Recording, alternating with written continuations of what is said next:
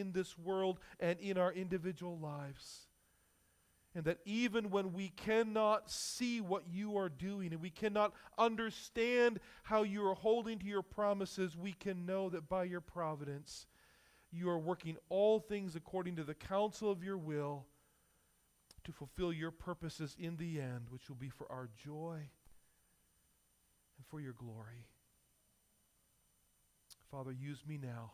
I'm a weak vessel, but you're a great God.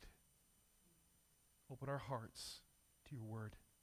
In Jesus' name, amen. I want to invite you to open your Bibles again this morning to the book of Esther. And again, that's just 2 books before the book of Psalms, which is about in the middle. And so you can go back 2 books and find your way to the book of Esther. We're continuing our study this morning called Preserved by Providence.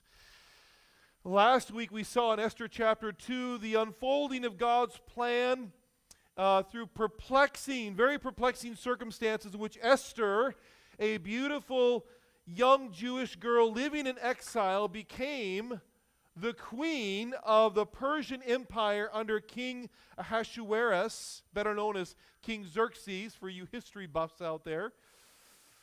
And all this by God's providence, working in advance, God working in advance to deliver his people from a crisis that we're going to discover today in Esther chapter 3. But we're going to start at the end of chapter 2 this morning, so if you want to put your finger there, that would be great.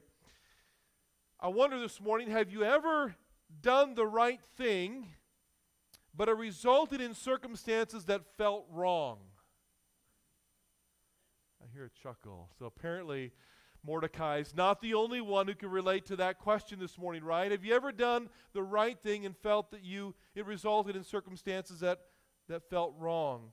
Well, today's passage we're going to discover through the life of Mordecai and the circumstances that are happening in the kingdom of Persia in Esther chapter 3. We're going to discover 3 truths about God's sovereignty. They're illustrated here that should give us hope and courage in the face of injustice. So the first thing we're going to discover this morning is that God is sovereign over evil plots and undeserved promotions. Turn to chapter 2, verse 19. We'll begin reading this morning. Now when the virgins were gathered together a second time, Mordecai was sitting at the king's gate. Esther had not made known her kindred or her people as Mordecai had commanded her, for Esther obeyed Mordecai just as when she was brought up by him.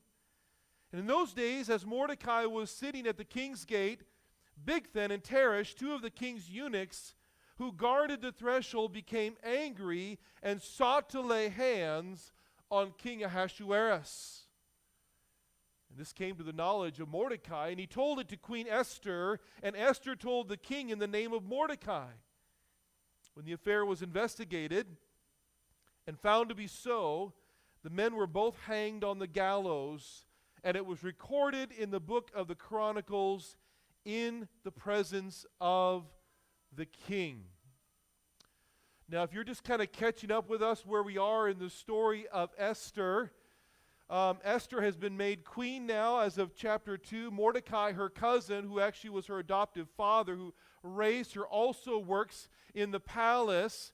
And you remember last week that there was a gathering of all the young, beautiful virgins and the king of Persia, so the king could take his turn and decide which one he wanted to be his new queen after he banished Queen Vashti. Well, we have a little bit of a step back in time here in verse 19. We don't know exactly the timing of verse 19, but at some point when Mordecai was going and trying to gain information about what was happening to Esther through this whole process as they were trying to select a new queen, Esther comes upon this information about a plot to assassinate the king.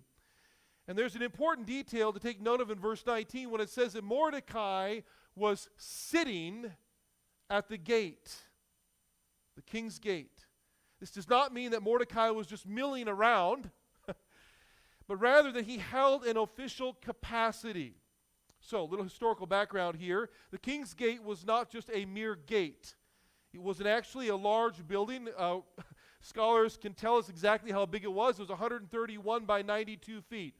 30 feet longer and 30 feet wider than this building we're sitting in here today.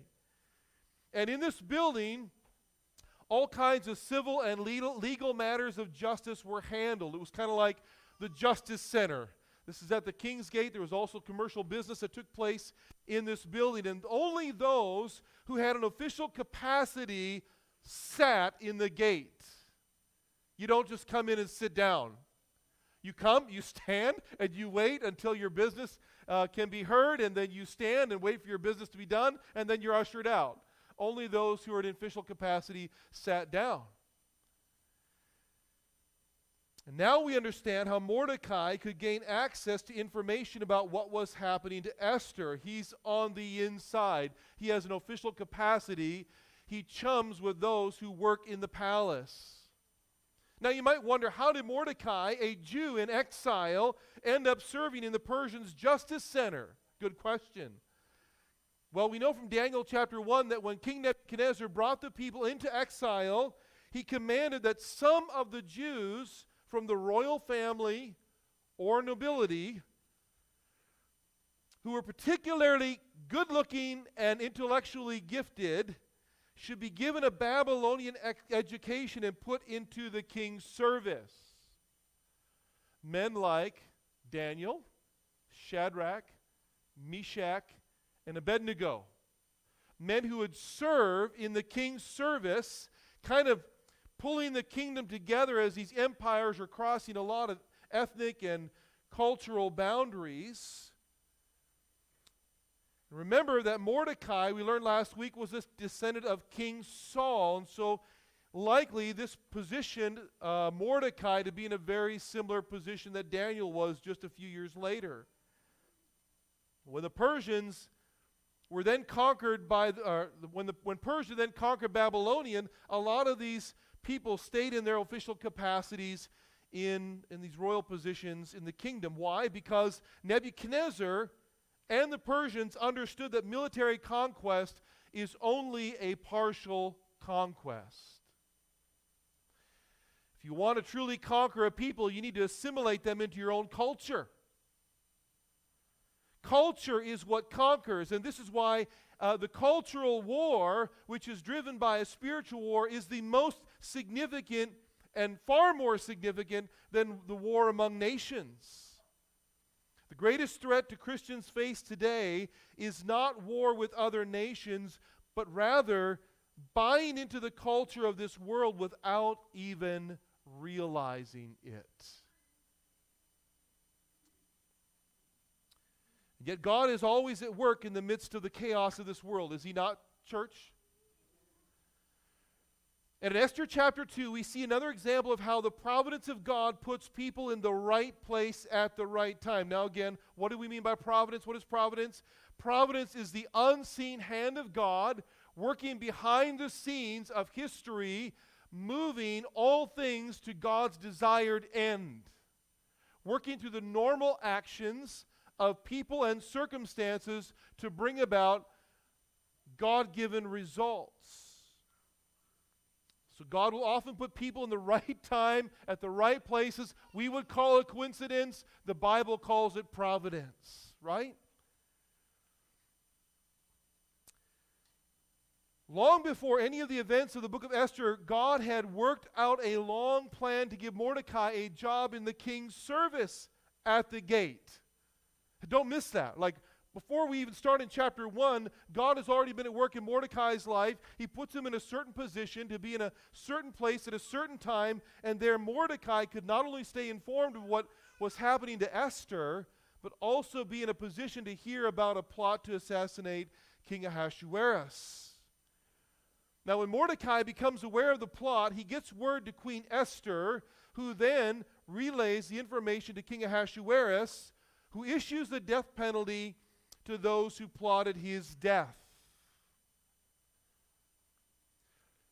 This is a perfect illustration of how Proverbs 16:9 expresses the providence of God. The mind of man plans his way, but the Lord directs his step. Praise God for that, huh? How many times have you planned your ways and you found out later it's a good thing my plans didn't work out, they would have been disastrous, right? Or on the contrary here, we have these two guys, these eunuchs who work for the king, who are making their plans to assassinate the king, and it turns out that as God directs the course of events, they've plotted their own death. How ironic, right?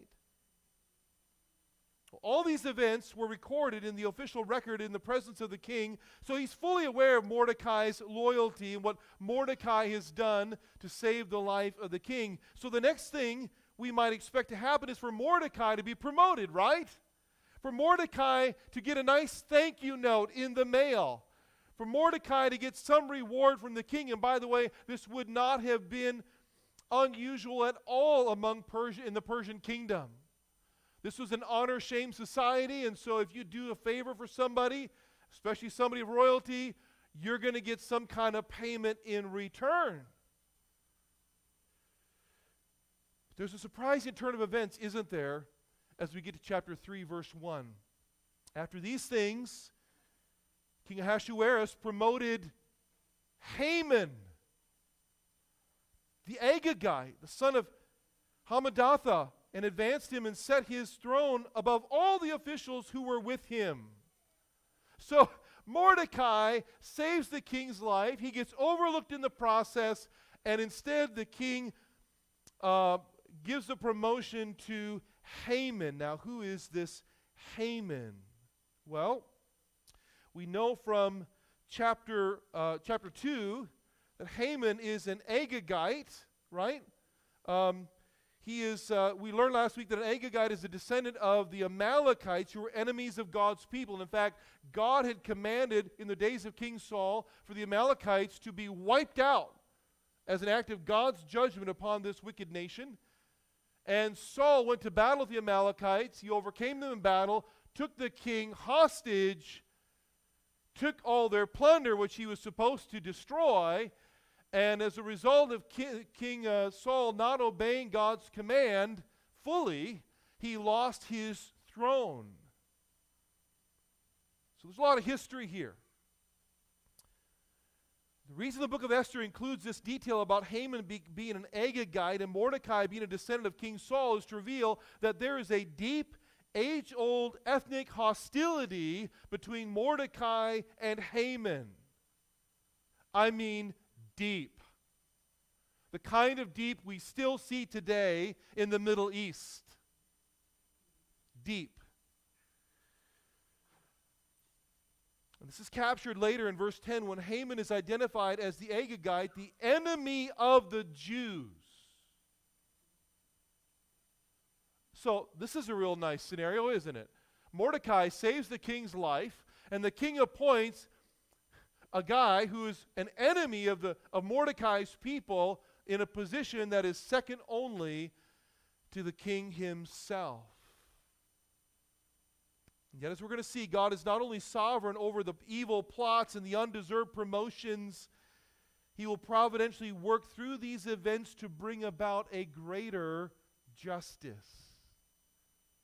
The second thing we need to see in chapter 3 is that God is sovereign over those who demand honor and sovereign over those who refuse to give honor. Now, chapter 3, verse 2. And all the king's servants who were at the king's gate bowed down and paid homage to Haman, for the king had commanded so concerning him. But Mordecai did not bow down or pay homage. Then the king's servants who were at the king's gate said to Mordecai, "Why do you transgress the king's command?" When they spoke to him day after day and he would not listen to them, they told Haman in order to see whether Mordecai's words would stand. For he had told them that he was a Jew.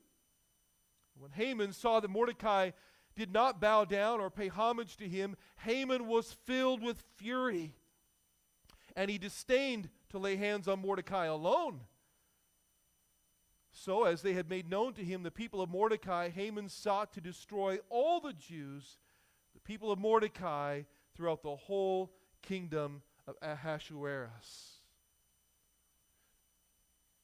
Now, what's remarkable to see here is that God will use both Haman's desire to be honored and Mordecai's refusal to honor Haman to advance his purposes. Let's pause for a second. Is your view of God that big and that complex? That God will work through the evil twists and turns of people's hearts to advance good and holy purposes?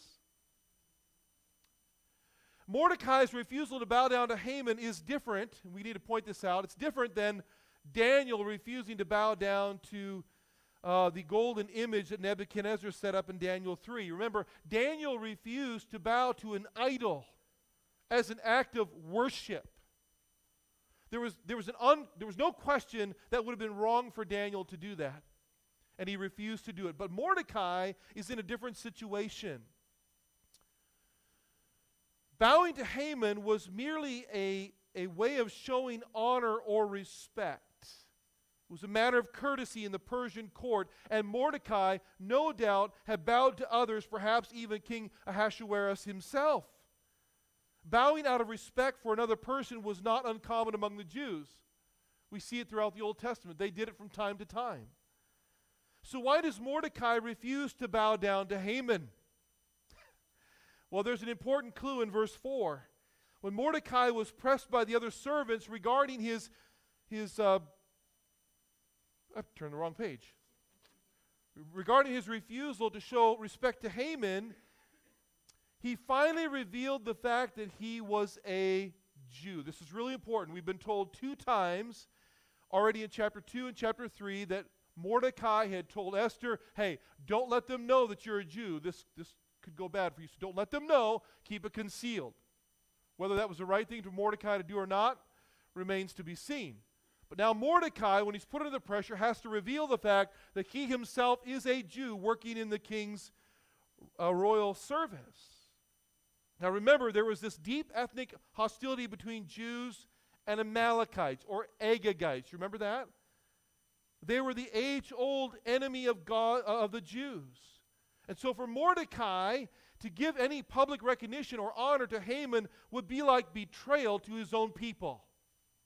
In fact, more than that, it probably would have felt to Mordecai as though he was committing treason against God himself.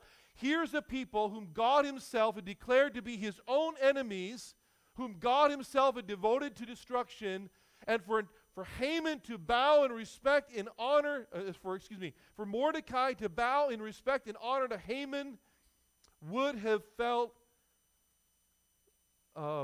dishonoring for sure to the God of heaven. One of the Targums, which is an Aramaic translation of the Old Testament, or paraphrase of the Old Testament, says that no self-respecting Benjamite, remember, Mordecai is a Benjamite, we know it from chapter 2, no self-respecting Benjamite would show reverence to a descendant of the Amalekites. Like, no way, right? We're talking about the same kind of deep hostility that exists today between Israelis and Palestinians, right? There's a lot of complicated things happening in the Middle East, but one thing we know for sure, there is a deep, deep hatred for the Jews simply on the basis of ethnicity. And there has been a thread of this that has been through all history, hasn't there? What Mordecai is facing here would be like an American giving public honor to a member of ISIS, or an American giving honor in 1942 to a Nazi. You hear what I'm saying? That's how deep this goes. It's hard for us to appreciate how deep this goes in our current context today. So perhaps it's not surprising then that when Haman saw Mordecai's refusal to bow, knowing that now that Mordecai is a Jew, he is furious and determined not only to seek revenge on Mordecai, but all the Jews in the kingdom. What began as a deep religious and ethnic rift between two men will escalate into an attempt of genocide throughout the entire Persian kingdom. Makes you wonder, doesn't it? Like, did Mordecai realize that standing on one personal conviction could possibly endanger all of God's people? I want you to just recognize that in the course of the events that unfold over the next few chapters, how much weight must have rested on Mordecai's shoulders, watching this whole thing unfold, knowing he lit the match that set the kingdom on fire. Where is God in all this? Where is God? Will he preserve and protect his people? Now there's somebody insistent on destroying them? Certainly Mordecai couldn't see any good that God is accomplishing in this moment of time.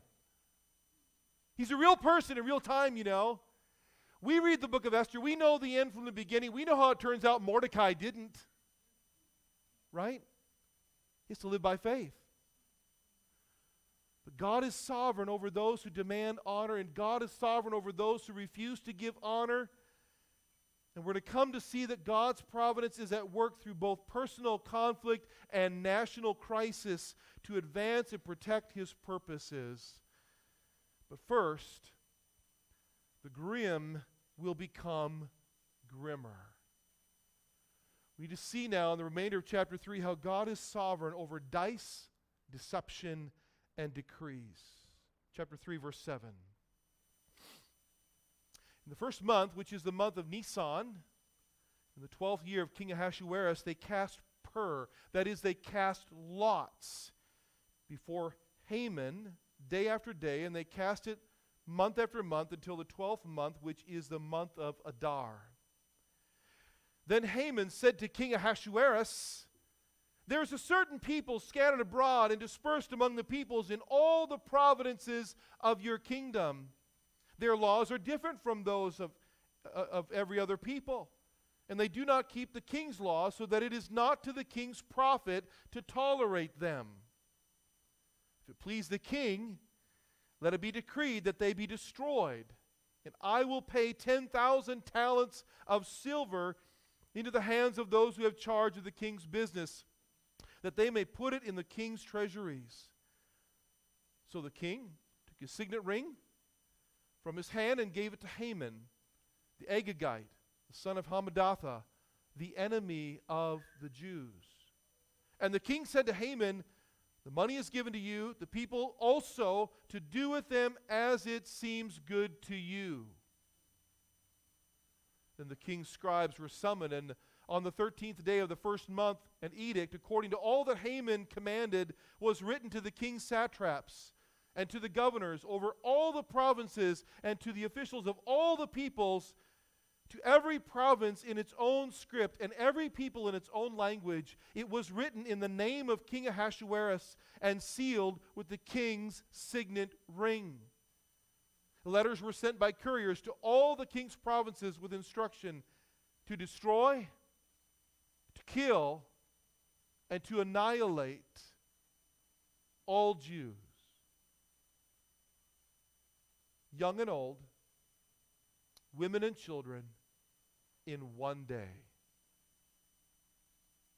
The 13th day of the 12th month, which is a month of Adar, and to plunder their goods. A copy of the document was to be issued as a decree in every province by proclamation to all the peoples to be ready for that day.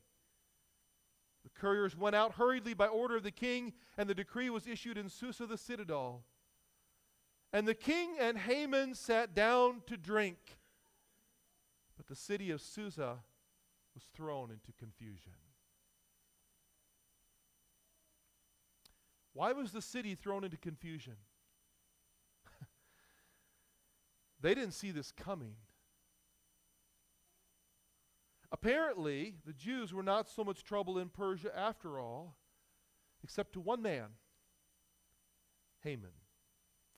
Verse 7 records that Haman engaged in a process of casting lots, or pur, hence the name Purim for the Jewish feast in chapter 9 when they celebrate God's deliverance. Okay? This casting of lots, or rolling of dice, is basically the same as rolling dice, was Haman's way of determining the right day to carry out his slaughter of the Jews. Now, it's not because Haman couldn't make up his mind. It was a form of divination in those days. You know that the Israelites actually used casting of lots sometimes to determine what God's will was in certain matters, but here Haman is seeking direction from the gods of Persia in his plan. Haman cast the lots during the first month, Nisan, the month of Passover, but the lots fell on the 12th month, the month of Adar. So what this means is that Haman will have to wait almost an entire year to carry out his slaughter. This, of course, gives God time to work, doesn't it? To work out a plan, right? Speaking of God's providence, and that's what's happening here, this is God's providence at work. Speaking of God's providence, Proverbs 16:33 says this, "The lot is cast into the lap, but its every decision is from the Lord." Haman, you can throw the dice, but you can't determine where they land. That's Yahweh's job. The God of the Jews, who's going to determine where those dice land. God is working behind the scenes in a way that Haman could never perceive. The timing was not left to chance, and even the gods of Persia. This is Yahweh at work. This is God at work, the God of the Jews.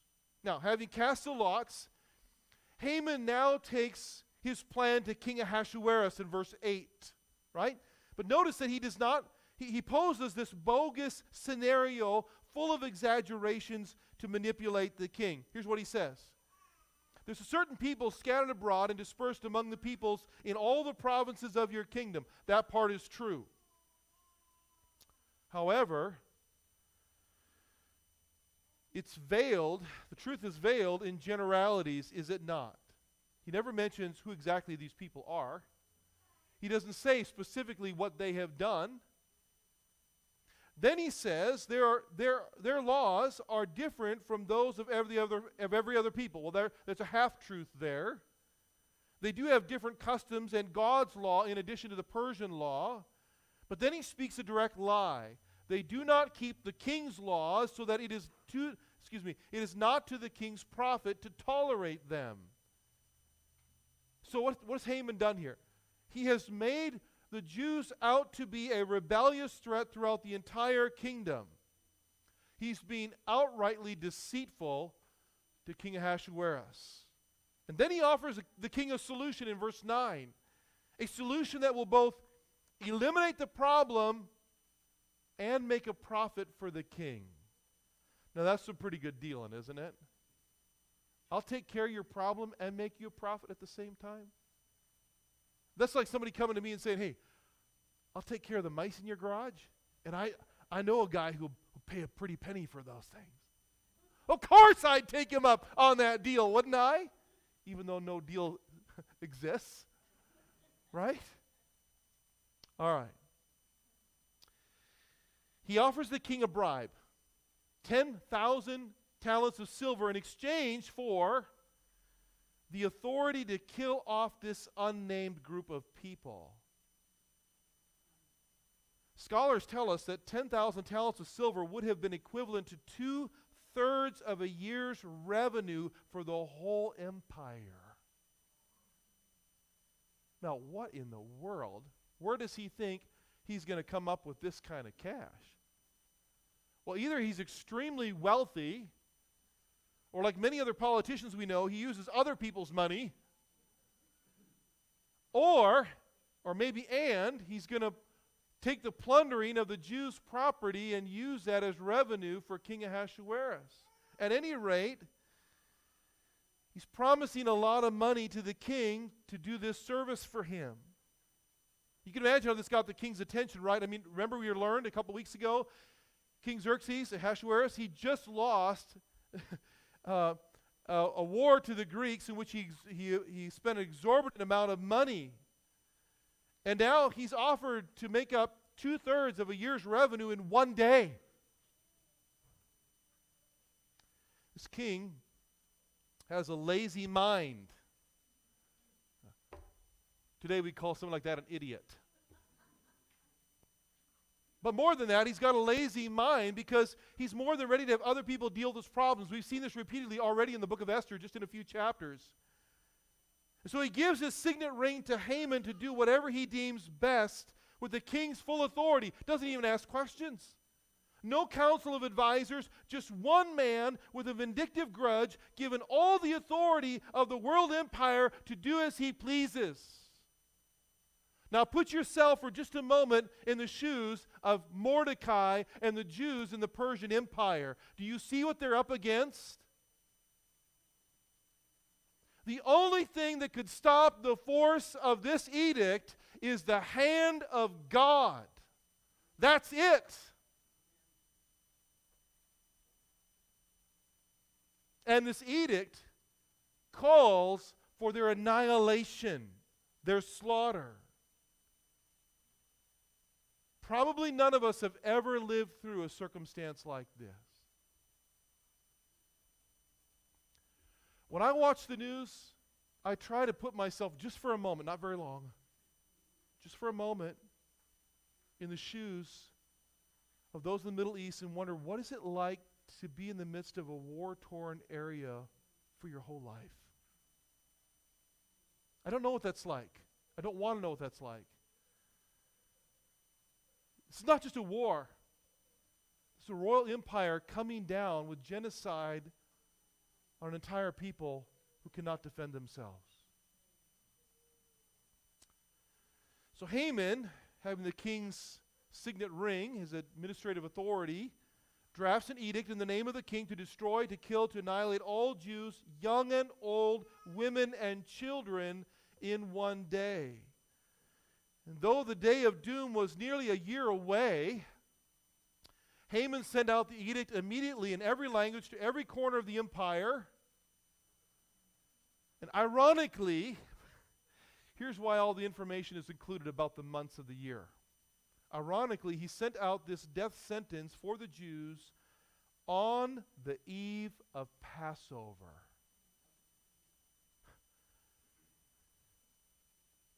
The night before the Jews were to celebrate God's miraculous deliverance from Egypt. How would that change your celebration? Would it be a sober Passover, do you think? What would have gone through your mind on that Passover if you were a Jew? I suppose it's possible that a person with great faith might say, God delivered us from the hands of Pharaoh, and he's able to deliver us from the Persians as well. That'd be a great response of faith. My guess, and it's just a guess, is that probably a lot of the Jews that night were probably asking a fearful question. Has God given up on us? They're already in exile. They've been there for 70 years. Has God given up on us? Well, the one thing I'm certain of is that every Jew prayed for God to have mercy on them by some miracle. How could the days be any darker for God's people than the end of Esther chapter 3? Every one of them has been sentenced to slaughter and annihilation by royal decree. So what possible encouragement can be found in Esther chapter 3? Well, let me remind you that it's especially important in the book of Esther to interpret every chapter in light of the whole of the book. That's why, so if you don't know the story of Esther, go home this week, read the book of Esther. It'll start to make sense to you, okay? But it's important that we understand every chapter. Otherwise, we won't see the significance of chapter 3 really, or chapter 2, or chapter 4, unless we understand the whole of what's happening in the book, because there's one primary message to the book of Esther. For example, I pointed out several ways in which God is sovereign here in chapter 3, and yet the evidence of God's providence will not be seen by Mordecai and Esther until future chapters, right? So as we read through Esther, we need to keep our eye simultaneously on two realities. The first is the raw, sickening circumstances that Mordecai and Esther are living through. We cannot sugarcoat the book of Esther.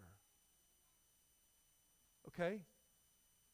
They're faced with spiritual and ethical decisions in a pagan world that are really complicated. they're facing the complexity, all the complexities of two kingdoms colliding, the kingdom of God and the kingdom of this world. In chapter 2, they dealt with sexual violation. In chapter 3, they face the threat of ethnic slaughter. It's not a pretty book. So we can't sugarcoat it. Those who were living through it didn't know the end from the beginning. Esther is not just about a beautiful queen who overcomes an evil villain. Esther cannot be viewed like a Disney story. Because if it is, we will gut it of all its transforming power for our lives. You cannot see the glory of God's deliverance if you don't see the darkness of the pit they were living in. You hear me? So we need to grasp the brutality of the situation, but we also need to keep our eye on a second reality, and that is the unseen God who reigns so sovereignly and supremely over it all. Over all the stuff Mordecai and Esther can't make sense of out of that moment in their lives. And out of all the stuff you can't make sense out of this season in your life, because you can't see the bigger picture that God is painting. The God who is working powerfully behind the scenes by His providence to work out the big picture through the details to preserve His people and advance His purposes. Last week, by the way, I told you God is at work in the big picture and God is at work in the details. Remember that? Well, I'm going to amend that today. God is at work in the big picture through the details. It's only when we view these two realities simultaneously that we fall on our face in reverent worship of Almighty God, and then we can stand courageously to face what threatens us. Do you have a vision of God this great? When life falls apart and you find yourself in a crisis situation, can you transport the God of Esther into your faith?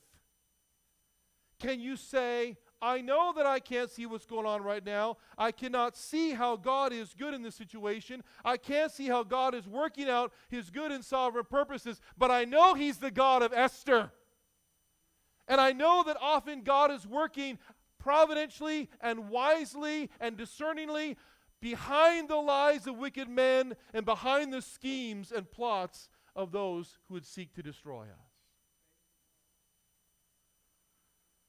So I want to offer you some encouragement from the God who ultimately will not leave us in Esther chapter 3. First, when you face injustice in this world, you can trust in God who is just.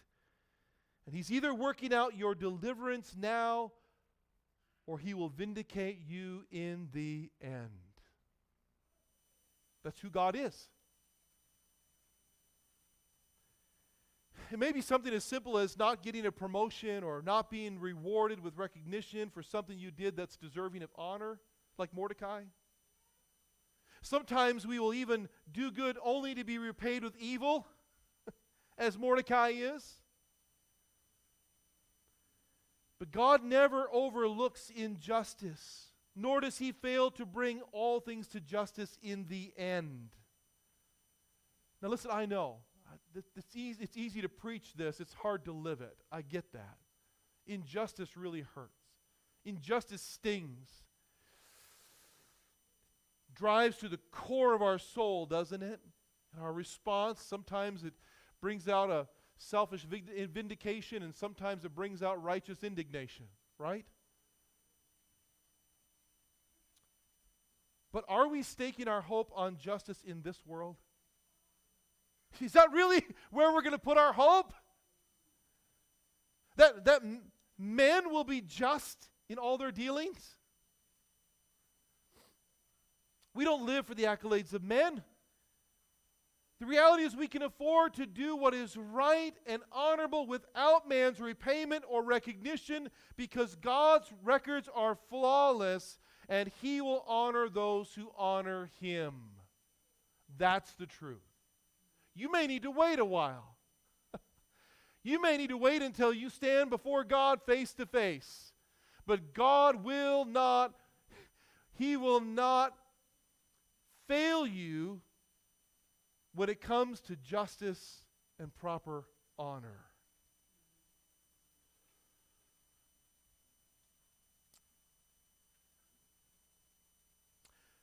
The next time someone fails to thank you, remind yourself God's favor and God's affirmation is all that really matters. It's all I need. The next time someone lies to you or lies about you, remember the story of Esther. God may be working providentially even through the other person's malice to accomplish a greater purpose in your life. Right? And we're told, the New Testament tells us there are many ways in which God is, dozens of ways, that God is working in our life for good, even through, as we walk through suffering and affliction. It may come through the hands of people. It may come through struggles with health or finances or relationships, whatever it is. But God is at work to grow our character, to strengthen our faith, to refine us, to teach us how to trust Him. God is working for our good and for our growth in all things. The second thing I want to leave you with in terms of encouragement is that when the world is turned against us, God has not abandoned us, nor will His ways be thwarted. I could probably preach this point from every chapter in the book of Esther because it is the book of Esther, right? You know, it's one thing to be overlooked or not given a rightful recognition. It's quite another when the world aims at your destruction. The reality is some of us won't make it out of this world alive. Right? And some of us maybe even at the hands of others. We know what Mordecai and Esther didn't, that God would deliver them in the end, but we also know what Mordecai and Esther felt, that death is a possibility in the hands of the world. Many have been delivered by God's providential hand, while others have suffered martyrdom for their faithfulness to Christ. The reality is that Haman's attempt to annihilate God's people was not an isolated event. Since the very beginning, Satan has been working behind world forces in an attempt to annihilate God's people. As far back as Genesis chapter 3, verse 15, God put enmity between the serpent and Eve, between his seed and her seed. Satan had already attacked them with temptation and brought sin about through that temptation. And God in His judgment said this war will not end. That enmity has been seen and felt down through the ages as Satan has used nations to war against God's people. Attempts at genocide were experienced not only in the days of Esther, not only in the days of Hitler. We don't have enough time to recount all the times that these kinds of acts have happened throughout the course of history. And they continue to be fueled today in the Palestinian war against Israel. It just goes on and on. Just this week, Jewish women and children abducted, raped, and killed because of ethnic hate. All of a sudden, the book of Esther doesn't seem so ancient, does it? Right? But it's not just the Jews. Christians have also become a target of Satan's onslaught since the earliest days of the church. Rome used its force in an attempt to crush the church under emperors like Nero, who demanded worship, much like Haman demanded respect from Mordecai. The book of Revelation depicts how this threat will continue till the end of time as the beast in Revelation demands worship and threatens annihilation to all who fail to conform. How important it is for us to remember Paul's words in Ephesians chapter 6. Our struggle is not against flesh and blood, is it? Oh, flesh and blood will war against God's people. But our struggle is not ultimately against flesh and blood, but against the rulers, against the powers, against the world forces of this darkness, against spiritual forces of wickedness in the heavenly places. Our battle is not merely political, church. Behind every wicked scheme of man is the hand of Satan. So what hope is there for us today? What hope is there for us today? Well, we have great hope because Jesus came to destroy the work of the devil. 1 John 3:8. He came to destroy the work of the devil. Or to say it another way, Christ came to fulfill the promise of Genesis 3:15 to crush the head of the serpent. That day will come. See, at the cross, Satan did everything in his power to destroy the perfect child of God. But God, in his providence, was working through the death of Jesus to triumph over sin and Satan and death. And today, his victory, Jesus' victory, can be applied to every person by faith. You know what that means? When we apply the victory of Jesus to our lives by faith, it means that we still live in this war-torn world. We live in this world where there's ongoing battle between Satan and the people of God. But we are secure. We are safe eternally.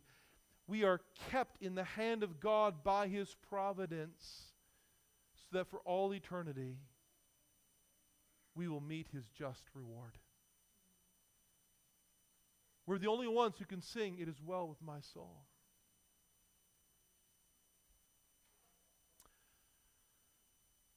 So here's the gospel as we see it in Esther. A decree of death hangs over us from which we cannot deliver ourselves, and it is sealed by our own sin against the God of heaven. Far worse than Mordecai's refusal to honor Haman, we've refused to honor God with full obedience. God alone can deliver us from our own rebellion against him, and he's done so at great cost. Haman may have used his money to purchase death for God's people, but God used his son's death to purchase life for those who trust in him. Let's pray together. Lord, we just stopped this morning. We paused to quiet our hearts and to recognize with awe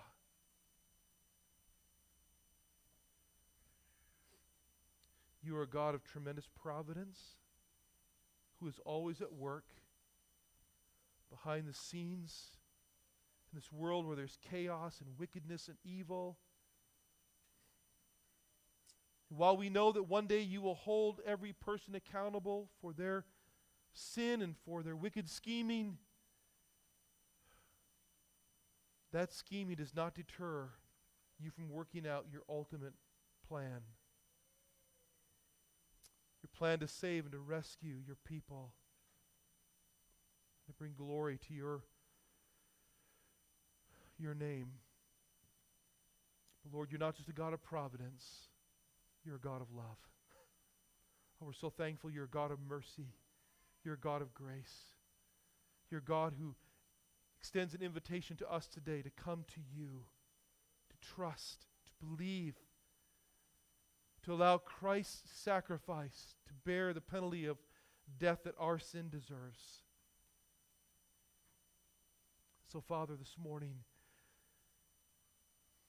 give us eyes to see the worth and the beauty of Jesus, his sacrifice for us. He alone can lift the edict of death. He alone can rescue us. Lord, some of us this morning have had a vision of you that's far too small. And today we need to see that you are a God who can be trusted even when we can't see how your promises are being fulfilled. So Lord, in these moments, help us see, through the book of Esther, help us see who you are in your wise sovereignty, your control, and your ability to do what everyone in this world wars against. Help us see that you can be trusted in every circumstance of life, that you will be just, and you'll bring all things to their just end. And so, Lord, we want to stand on your side. We don't want to fight against you. We want to know that you are not only our God, but our husband king through Jesus, who loves us, who gave his life for us.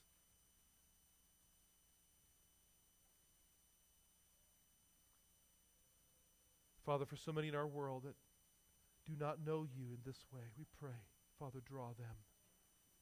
Draw them to yourself, that they may join us in rejoicing and being able to sing,